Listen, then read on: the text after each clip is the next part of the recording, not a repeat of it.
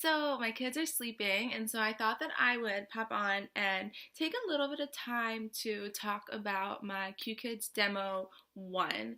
I thought that maybe I would do one and two together, but I know that some people are typically, depending on where you are in the hiring process, you might just be looking for one or the other. So I'll do have this one be all on demo one, and then I'll do a separate one on demo two. So demo one, I was invited to demo one as soon as I, passed that initial application process. They, at that time, they sent me information on downloading downloading WeChat, which is a communication app that you can use to communicate back and forth, as well as the Qkids teacher program, which is on your phone as well as on your computer. And then from that point, we communicated. We set up our date and time for the interview, and she gave me all the tools that I needed to complete the interview, which essentially is the platform and the classroom that we were going to be in. And the really nice thing was that the classroom that they gave me to practice in was identical, was the absolute same classroom that we actually met in for the interview.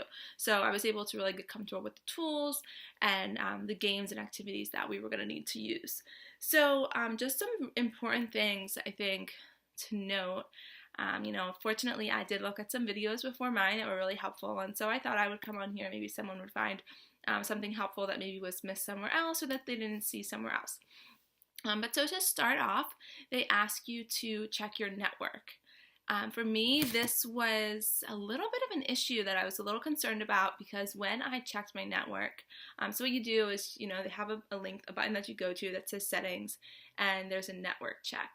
And at that point, it pulls up your pings, and my husband understands this a lot better than I do, but I expected it to be really good because I know that we have pretty good internet, but for some reason it wasn't that great, and so she seemed a little concerned.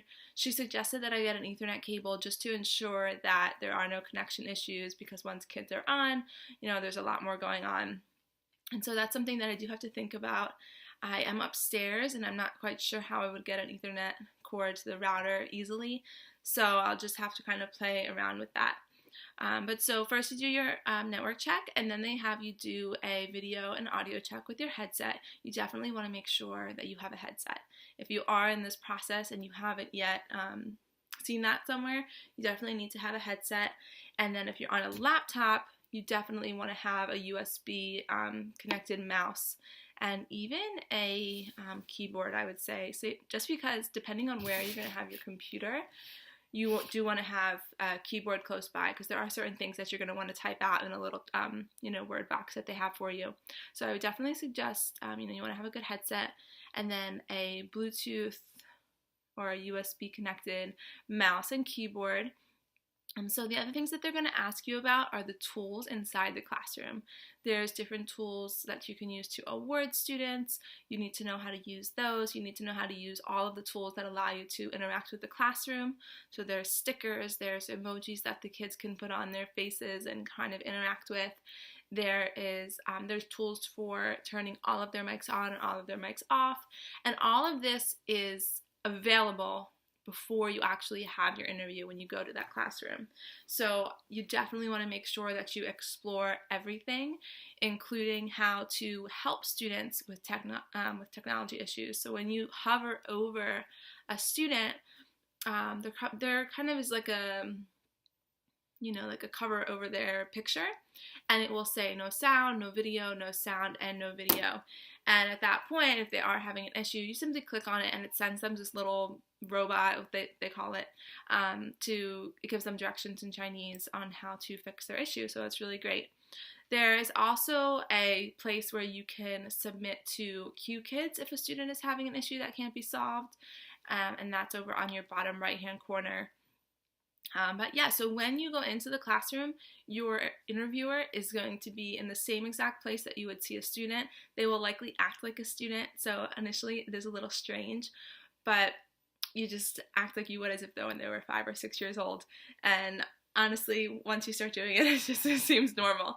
So just know that they are going to expect that from you, of course, after you go over the tools and introduce yourself and things like that.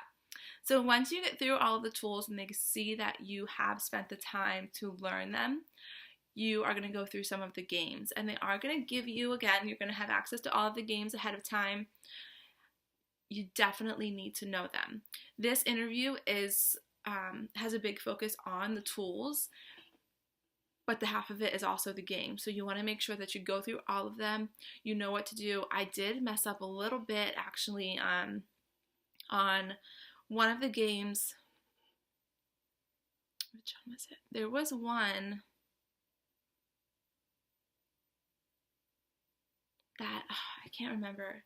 I remember that there's one, so they have to click on they have 3 new words, and you ask them to click on a certain word depending on which one you click on your end.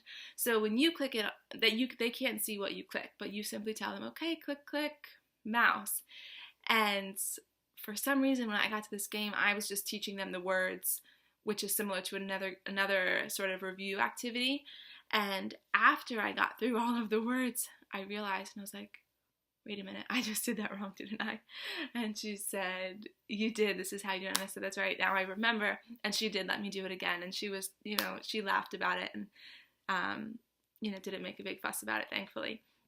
So that was really my biggest issue with the games. There was one other part at the beginning when I did the introduction and I said, how are you doing today? And she's just suggested keeping it even shorter than that. So how are you? How was your day? Or even just saying, are you happy? Because their English is so limited, especially for the really little guys. So you just want to make sure that you're not making anything more challenging by adding more words, which when we're so comfortable with the language is easy to do. So really that's the most of it. You have to know all of your tools, know them in and out, and then know the games. She didn't go through every single game, but they don't tell you which ones they're going to do and they're not going to do, so just get to know all of them. I definitely would suggest watching some of the videos, the examples of the games, which is going to be in another area of the resources for you. This way you can just, it just gives you a little bit more information, and if there are questions, you can see how other teachers complete them as well. But other than that, it was really pretty simple. I'd say that it lasted maybe about 25 minutes. And beforehand, I was told that I would know within 24 to 48 hours if I was going to be moving on to 2. But at the end of the interview, she said that everything was great. She really appreciated the preparation. So again, like I said, you definitely want to know the tools, know the games. They do recognize if you did familiarize yourself with them. And also the enthusiasm. She was like, I can tell that you're really enthusiastic. And so yeah, if you do mess up on something, you can, I think, make up for it in your enthusiasm. So definitely smile a lot, show that you're excited. And yeah, so if you have any other questions about Demo 1, please let me know. And good luck for those of you in the process. If you have any questions, again, reach out, leave a comment below, and I'd be happy to help you in any way.